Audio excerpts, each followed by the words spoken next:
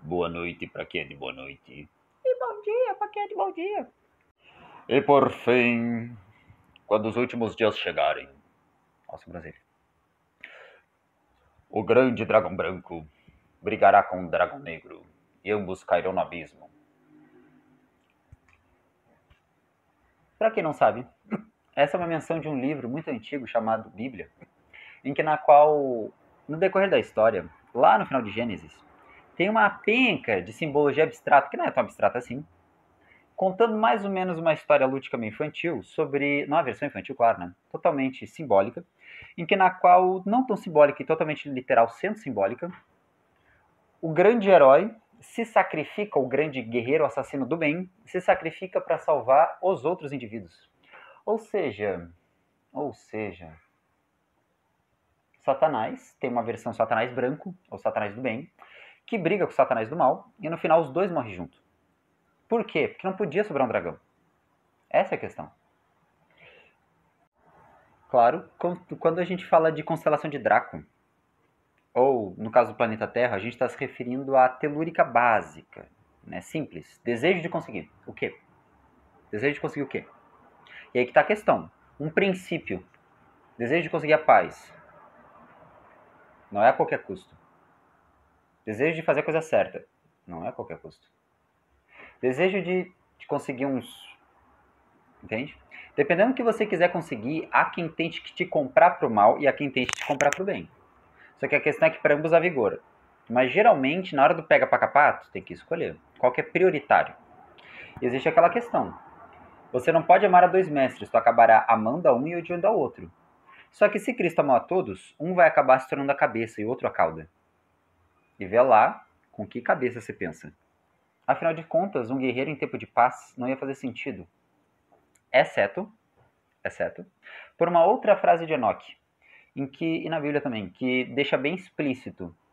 Depois dos últimos dias, quando a grande besta e o grande dragão fosse extirpado e a terra fosse limpa, todos os 95% da população humana, que seria como Sodoma e Gomorra, os poucos santos puritanos meio sangrados por metade da população ter sido arrancada, iam viver em paz e harmonia, e degustariam todos os pecados e os prazeres dos pecados que outrora os outros cometeram. Só que tem um detalhe, o pecador cometia em medo e exclusão, na certeza de ser atacado, enquanto que no final, no paraíso, né, aconteceria muito aquela coisa de todo mundo aproveitar essas benesses sem a necessidade de dor ou de medo, pois afinal de contas seria tudo para bem. Então vamos pegar um pequeno exemplo dessa metáfora. Digamos que um casal se amam, certo? Mas a gente vive numa situação biológica. Num corpo encarnado, a gente sente ciúme, a gente pode morrer, certo? Aí imagina que um casalzinho resolva ser swing. Digamos, eu, o homem, quero pegar outra guria, minha esposa quer pegar um outro cara. Ou talvez até os quatro se pegar junto. Do ponto de vista telúrico, energético, isso é péssimo. Por quê? Porque os quatro vão acabar tendo uma ligação muito íntima. Agora, vamos pensar um pouco diferente. Você imagina essa situação numa circunstância em que os quatro se amam. Não metafórica nem apaixonadamente. Tem por anos princípios, valores, cuidar de si, do corpo, dos animaizinhos. Nesse caso, a doçura já está tão naturalizada neles que praticamente não faz diferença. Ou seja, tanto uma pessoa boa sacrificaria, óbvio, sua moral pelo bem de outro, quanto essa questão é fútil. Tipo, eu não preciso ficar contigo para tu ficar bem. E tu sabe disso. Agora, eu te suscitar esse bem, tu saber que uma coisa é importante, outra coisa é fútil, é muito mais importante do que eu satisfazer um desejo tosco. Só que isso é relativo. Bem relativo. Por quê? Dentro da neurologia humana, rejeição ou sofrer preconceito é uma coisa tão dolorosa quanto tu levar um soco.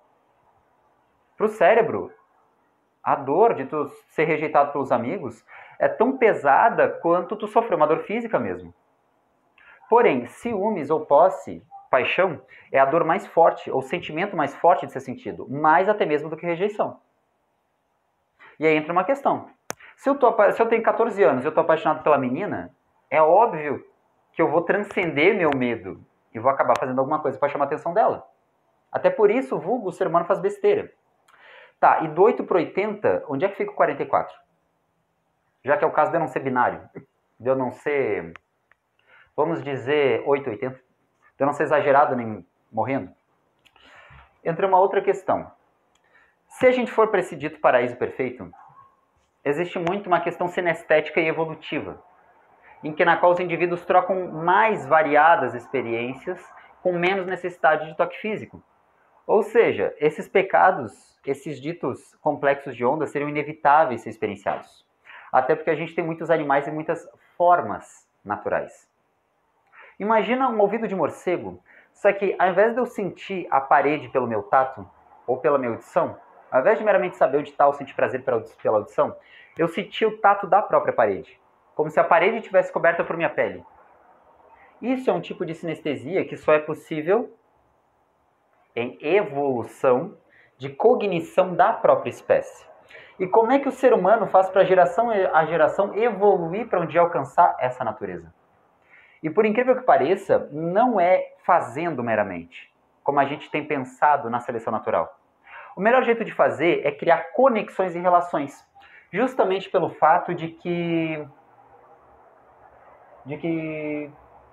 as conexões no universo, seja entre planetas e as músicas, ou o que mantém uma galáxia inteira sem despedaçar, mas sem fundir, sem cair num buraco negro, ou um grupo de pessoas sem todas acasalarem, mas sem todas se matarem, mas sem se separarem. Esse tipo de natureza é o que acaba permitindo isso. O que a gente chama de disciplina, por vezes, não tem a ver com engesso, tem a ver com ligação. E aí a gente entra naquela natureza do elemento ar, a afetividade ou a doçura, na qual o ar tem 4 elementos: terra, água, fogo e ar. Esse ar, ele tem uma natureza, existem 2 naturezas. A primeira, diz e vulgo Satanás, seria uma potestade do ar. Ah, eu sou livre, leve, solto, não me importo com ninguém, frívolo, não se importa com o outro, você não o terá. É a pessoa que perde. Mas pensa que o outro perdeu. Enquanto que do outro lado do elemento ar existe o cálido, é fresco, mas é quentinho. Outra coisa, pessoas de elemento ar são muito racionais. Ah, porque o elemento mais alto também, mas não é só por isso. O ar é cada molécula isolada e livre na atmosfera, como qualquer galáxia e como qualquer pessoa em cima da Terra. Ou seja, o elemento ar se trata de liberdade, se trata de doçura, de intimidade, de cada um tem seu mundinho. Só que o ar também fala do tempo, da entropia, de como as coisas vão mudando ante nossos olhos, isso é belo. E como o ar ele é circular, as coisas tendem a dançar. Mas como ele é expansivo, ele nunca permanece só no mesmo lugar e sempre se abre. Ou seja, o ar está sempre aprendendo, mas está sempre se desfazendo e sempre se doando. Esta é a natureza. E aí a gente entra na questão de tônus afetivo, ou afeto, ou seja, me afeta. Ou, como eu gosto de fazer a piada, tudo é relativo a relações entre réus. Hell é um termo inglês para inferno, ou do antigo hebraico Hellel, que significa estrela da manhã. Ou seja, tudo tem um miolo, um amargo, um saco. Se eu levar um chute no saco é amargo. Agora, se eu levar um soco na boca do estômago é salgado. Se algum dia tu entrar numa briga, tu vai perceber que é. Mas enfim, a questão é que tudo aquilo que é sensível, ou até o soco no estômago, se for forte demais, também fica amargo. Ou seja, tudo aquilo que fere um miolo, ou aquilo que é mais sensível, acaba sendo amargor. Mas tudo aquilo que toca a casca, por vezes é gostoso. É doce. E aí que entra a questão do respeito. O respeito termina onde o espaço do outro começa. Do latim respecto, ou coisa, respecto, peito, respeito significa uma coisa no peito. Aí tu imagina aquela maçã magnética que tem ao redor de todo o corpo. Tudo tem um quantum magnético, né? Uma medida de massa magnética.